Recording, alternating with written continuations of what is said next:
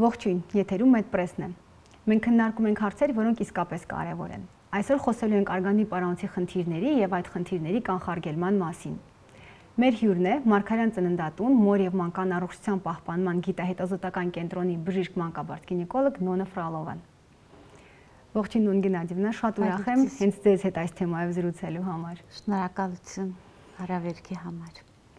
Յուրաքանչյուր մանկաբարձ գինեկոլոգ, անկախ նրանից թե պացիենտը ինչ գանգատով է իրեն դիմել, պարտադիր իրականացնում է արգանդի պարանոցի հետազոտություններ, եթե դրանք նախկինում չեն կատարվել կամ հնացել են։ Որն է այդքան մեծ ուշադրության պատճառը արգանդի պարանոցի նկատմամբ։ Այո, շատ ճիշտ եք։ Արգանդի պարանոցի հետազոտությունները կարևոր մաս է կազմում կնոջ առողջության պահպանման գործում։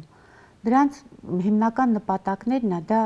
ժամանակին հայտնաբերել եւ բուժել արգանդի պարանոցի նախաքացքեղային հիվանդությունները եւ վաղ փուլում ախտորոշել արգանդի պարանոցի քացքեղը։ Գիտեք, որ պացիենտների հետ զրուցում ես, որ ասում ես նախաքացքեղային, իրանց մոտ վաղ տագնապ է առաջանում, բայց չէ որ այդ մասնիկը նախա նա նշանակում է, որ բժիշկը եւ բուժառուն ունեն ժամանակ լիարժեք հետազոտվելու եւ բուժվելու։ Շատ լավ, իսկ որոնք են այդ արգանդի պարանոցի հիվանդությունները, բարոյական փոփոխությունները կամ նախաքացքեղային, որոնք որ պետք է հայտնաբերել։ Այո, մենք կարելի է ասել, որ կա հասարակ բորբոքային հիվանդություններ, որոնց պատճառ է լինում որևէ վարակը։ Դա բորբոքային ցերվիցիտներ են։ Կա բարոյական հիվանդություններ, դա արգանդի պարանոցի պոլիպներն են, էնդոմետրիոզը, իրական էրոզիան, որը շատ դեպքերում հսկվում է եւ վիրաբուժական մեթոդներն են կիրառվում։ Եվ իհարկե արգանդի պարանոցի նախաքացքեղային հիվանդությունները, դա արգանդի պարանոցի բջջային դիսպլազիաներն են, որոնք տարբերակում են այս ծանրության աստիճանի։ Եվ վերջում պետք է նշել իհարկե արգանդի պարանոցի քացքեղը։ Ցավոք ունենում ենք նաեւ արգանդի պարանոցի քացքեղի հայտնաբերման փուլում պացիենտներ։ Իսկ որոնք են այն հիմնական գանգատները, որով պացիենտը կարող է դիմել կամ միգուցե ընդհանրապես կարող է գանգատ չնշել, բայց ունենա խնդիր արգանդի պարանոցի։ Շատ ճիշտ եք նշում։ Շատ դեպքերում արգանդի պարանոցի հիվանդությունները այդ թվում համ նախաքացքեղային, համ քացքեղը երկար ժամանակ ընթանում են առանց որևէ նշանի։ Կինը ոչ մի գանգատ չի ներկայացնում։ Այդ դրա համար է մենք որ ասում ենք անպայման դիմեք բժշկի, անցեք պարբերական զննումները եւ սկրինինգային թեստերը։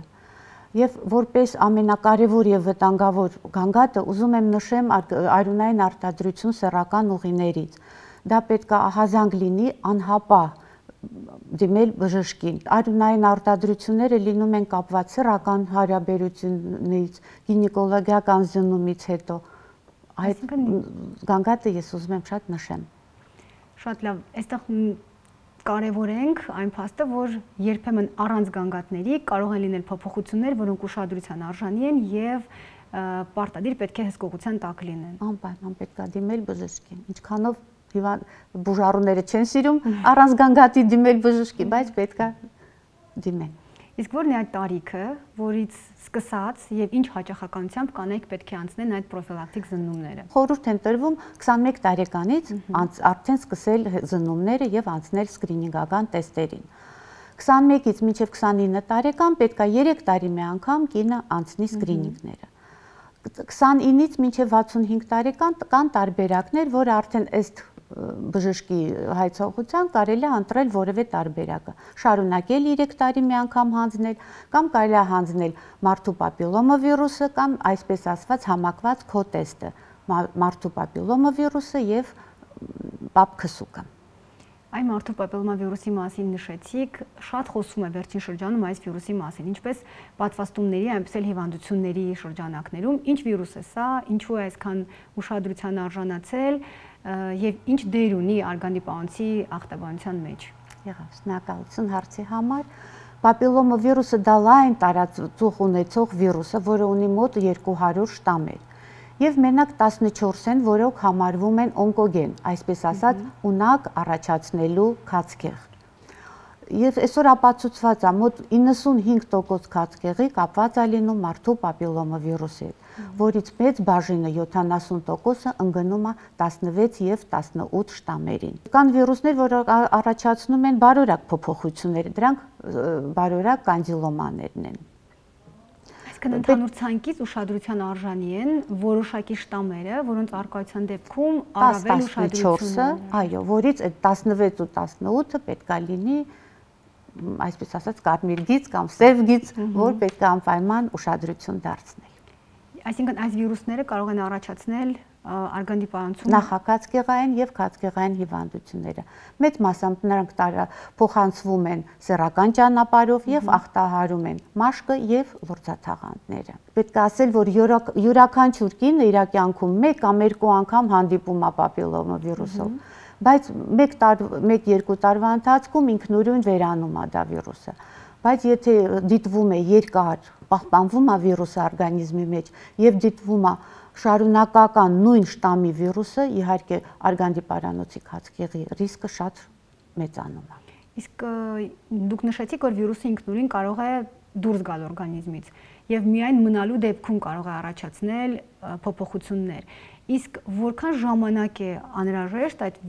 հիվանդանալու վիրուսի պերսիստենցիայի եւ արդեն հենց բուն ախտաբանությունը առաջացնելու համար։ Ճիշտ եք հարցնում։ Պատկերացրեք 10 տարի։ Վարակից մինչեւ քացկեղը 10 տարի եւ երևի 5-6 տարի մենք ունենք ժամանակ լիարժեք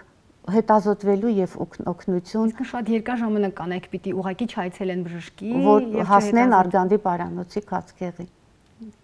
Իսկ որոնք են այդ հետազոտությունները։ Դուք նշեցիք մարդու պապիլոմավիրուսը եւ ինչ հետազոտության մեթոդներ ենք կիրառում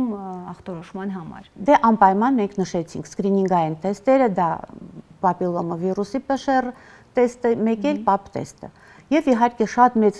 նշանակություն ունի կոլպոսկոպիան։ Իսկ ինչ հետազոտություն է կոլպոսկոպիան։ Կոլպոսկոպիան դա արտաքին սեռական օրգանների, հեշտոցի եւ պարանոցի հետազոտությունն է, որը կատարվում է կոլպոսկոպի միջոցով։ Դա բինոկուլյար մանրադիտակ է, որը թույլ է տալի մեզ խոշորացնել հետազոտվող հյուսվածքները 4-ից 40 անգամ։ Մենք կարողանում ենք ուսումնասիրել հյուսվածքները, ախտաբանության տեղակայումը, չափը, տեսակը եւ խորության աստիճանը։ Իսկ որոնք են կոլպոսկոպիայի ցուցումները։ Պարտադիր բոլոր կանայք անցնում են, թե հատուկ ցուցումներ կա, քանի որ գործիքային եւ այո, դա մի քիչ արդեն գործիքային եւ լուրջ հետազոտություն է։ Նա ցուցումները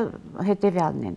Բոլոր այն դեպքերում, երբ հայտնաբերված է մարդու պապիլոմավիրուսը, ցուցված է կատարվել կոլպոսկոպիան։ Այն դեպքերում, երբ մենք տեսնում ենք շեղումներ սկրինինգային թեստերի մեջ։ Եթե կինը գանգատվում է որևէ ոչ նորմալ արտադրություն սեռական ուղիներից, դա լինի արյունային կամ թարախային, ջրախառն արտադրություն։ Ցանկալի է կատարել կոլպոսկոպիան բոլոր այն դեպքերում, երբ որ ցուցված է որևէ վիրահատություն կանացի օրգաններից, ամեբեից առաջ եւ շատ լավ մեթոդ է կատարված բուժումը հսկելու համար։ Այսինքն բոլոր այն դեպքերում, երբ մենք ուղղակի անձեն աչքով չենք կարող գնահատել, արդյոք կան որևէ փոփոխություններ, կոլպոսկոպիան արդեն գալիս է օգնության ավելի ճիշտ ախտորոշելու եւ փոփոխությունները մանրադիտակի մակարդակով։ Այո, դա ժամանակակից կոլպոսկոպները շատ հագեցած են բարձրորակ լուսանկարով եւ լուսավորմամբ։ Նրանք թույլ են տալի մեզ լուսանկարել, ձայնագրել հետազոտությունները, թույլ են տալի մեզ պահպանել արդյունքները հետագա համեմատելու համար եւ հեռավար խորհրդատվությունները կազմակերպելու համար։ Այսինքն կոլպոսկոպիան նաեւ պարբերական հետազոտություն է բուժման արդյունքները գնահատելու համար, այո, բուժումից առաջ, բուժումից հետո բուժման մեթոդի որակը գնահատելու եւ արդյունքը ստանալու։ Խոսենք նաև մարդու պապիլոմավիրուսի դեմ պատվաստման մասին, քանի որ այս թեմայով քննարկումները միշտ ակտուալ են։ Այո, ուզում եմ ասեմ, պատվաստումը դա ժամանակակից, անվտանգ, արդյունավետ կանխարգելման մեթոդ է։ Խորհուրդ է տրվում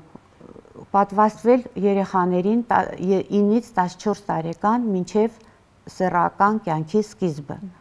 Այս պատվաստումը այլ երկրներում երկար ժամանակ օգտագործվում է եւ ոչ մի կողմնակի էֆեկտներ, ոչ մի բացասական ազդեցություն ռեպրոդուկտիվ ֆունկցիայի վրա չի արձանագրվել։ Այսինքն նրանք ուղղակի միֆեր են, որոնք քննարկվում են հանրության շրջաններում։ Այո։ Վստահ եմ բուժման մասին խոսելը այդքան էլ հեշտ չի լինի, բայց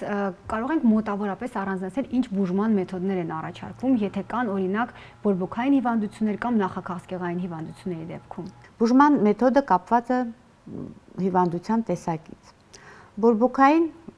հիվանդությունները իհարկե պահանջում են հակաբորբոքային բուժում, հակաբիոտիկների օգտագործումով կամ հակավիրուսային պրեպարատները։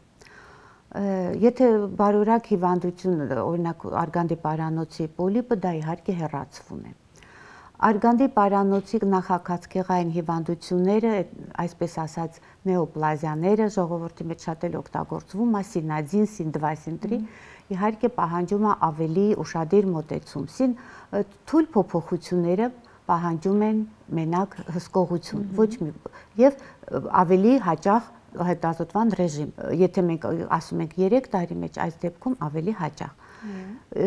Ծանր եւ միջին աստիճանի փոփոխությունները դա մենակ բուժվում են վիրաբուժական մեթոդով։ Դա կարող է լինի էլեկտրոկայնիզացիա, ռադիոալիքային մեթոդներ, լազերային մեթոդներ։ Եվ որպես վերարտադրողաբան չեմ կարող ձեզ չհարցնել, արդյոք վիրահատական բուժումից հետո կնոջ վերարտադրողական առողջությունը տուժում է թե ոչ։ Իհարկե ոչ։ Ժամանակակից մեթոդները ոչ մի դեպքով չեն ազդում կնոջ ռեպրոդուկտիվ ֆունկցիայի վրա եւ իհարկե դուք որպես ռեպրոդուկտոլոգ չէ որ ավելի վստահ, ավելի ապահոված կիրառեք ձեր մեթոդները բուժվելու ընթացքում եւ հետագա այսպես ասված հղիության հսկելու ընթացքում։ Միանշանակ։ Եվ քանի որ երկար խոսեցինք եւ տարբեր ասպեկտներին անդրադարձանք, կարող ենք ինչ-որ ընդհանուր մի բան փոխանցել պացիենտների որպես խորհուրդ, այս ամբողջացնենք մեր զրույցը։ Ամփոփելու համար։ Այո, անպայման դիմեք բժշկի, պարբերական անցեք պրոֆիլակտիկ զննումներ, հանձնեք սկրինինգային մեթոդները, անպայման լսեք խորհուրդները պատվաստման մասին, չէ որ հիվանդությունը կանխելը շատ ավելի հեշտ է լինում, քան թե բուժելը։ Շնորհակալություն Ունգինեձյան, շատ հետաքրքիր, կարևոր, ինֆորմատիվ զրույցի համար։ Ձեզ շնորհակալություն հրավերքի համար։